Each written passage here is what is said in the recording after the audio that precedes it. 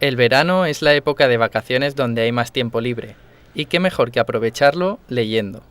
Llestiu, Llitja l'Estiu es la iniciativa que ha puesto en marcha la Consellería de Educación y Cultura y que se engloba dentro del Plan Valenciano de Fomento del Libro y la Lectura denominado Llegim, Llegim, Llegim.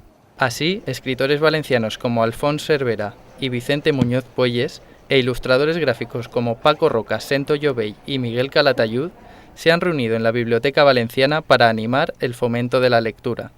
La directora general de Cultura y Patrimonio, Carmen Amoraga, ha manifestado que es necesario elevar los índices de lectura en la comunidad, ya que se encuentra a la cola de España. Llestiu pues trata de fomentar la lectura en verano. Ahora todo el mundo, pues julio, agosto, septiembre, la gente se va de vacaciones y lo que hemos hecho ha sido recopilar los puntos de lectura de las bibliotecas pues en costas, en piscinas, en parques, en jardines, dentro de la red de bibliotecas de la Generalitat Valenciana. Posteriormente han visitado la exposición Escritores Valencianos animando a la lectura, en la que se homenajea a los autores que han participado en el ciclo de encuentros que organiza la Biblioteca Valenciana.